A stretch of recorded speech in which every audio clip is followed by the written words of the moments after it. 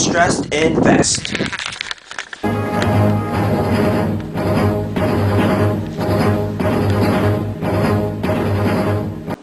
Hey you, with the face. Do you like having money? Do you like making money? Do you like being rich? Now that I've got your attention, I'm pretty sure a lot of you like having money and don't like wasting it. So, a way of not wasting it is investing. So you're probably wondering, what's investing? First off, a lot of people confuse the difference between savings and investing, and they usually use the same definition for each word. But there actually are differences between savings and investing. With savings, it basically means not spending all your money, while investing, it means using all your money so that it will increase in value or provide income for you. The more you know. With this, by not investing properly and not using your money correctly, situations like this can occur. It's win, win, win, no matter what. Got money on my mind, I can never get enough. Whenever me and Khaled do the remix, everybody hands go up.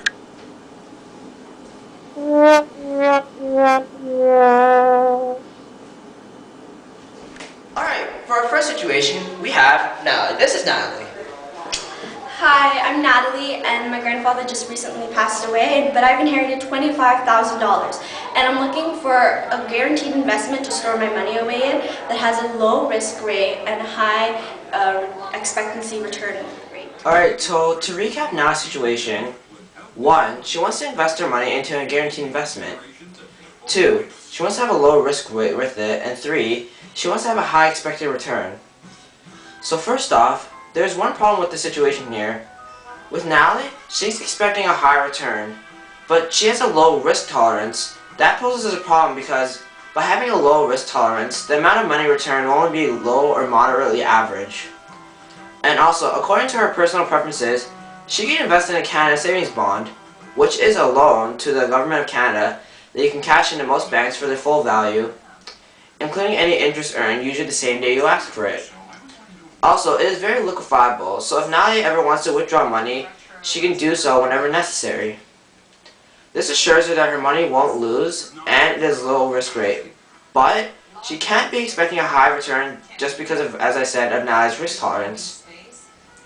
Natalie can invest in portions of her money into various stocks for different companies so that even if one of the companies decrease or fall in price, she will not lose all her money and she won't be greatly impacted. She will have other stocks to rely on by diversifying her money. It has a low risk rate, like Natalie said, and they could have a high expectancy return. Or a simple solution for Natalie is putting your money away into a bank deposit with an interest rate. Alright, so for describing the risk, return, and liquidity of a variety of investments, I chose to do stocks. But first, what does risk, return, and liquidity mean? Risk. Risk means the amount of uncertainty about the expected return from investment, including the possibility that investment could lose money. Alright, so with stocks and risks, there can be two types of risks, low risk and high risk.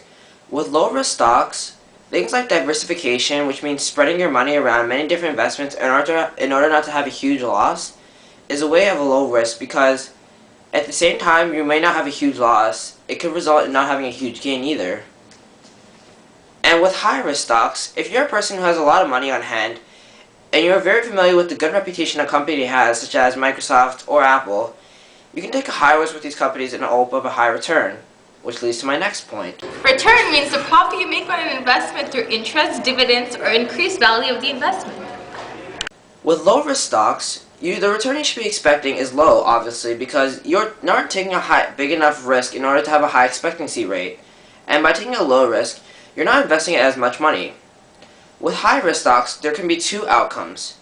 If the stocks are good, you will have a high return with the amount of risk you gave. But if the company's values decrease or suffers a loss, then your investment amount will suffer and decrease as well, which sucks. Liquid investments are investments that you can sell easily and at a fair price.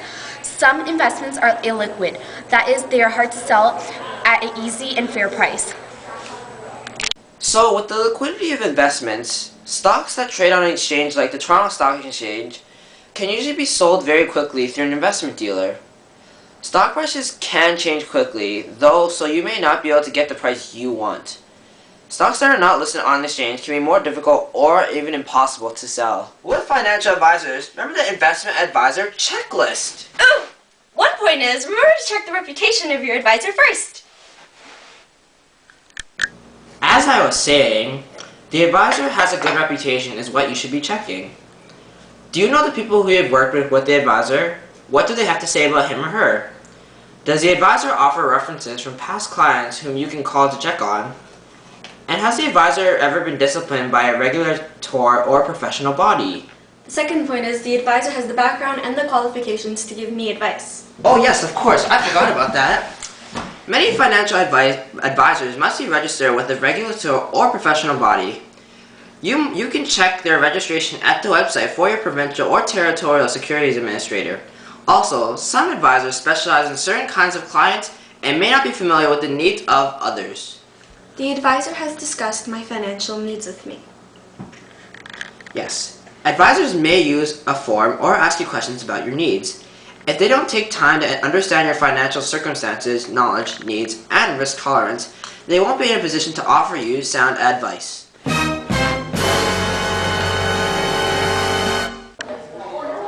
Excuse me, do you want to invest in my rice company in China? No thanks, I'm from Canada. Did you hear about the new hot investment where you can get a card for investing $5,000? I think it's a scam. Are you calling me a liar?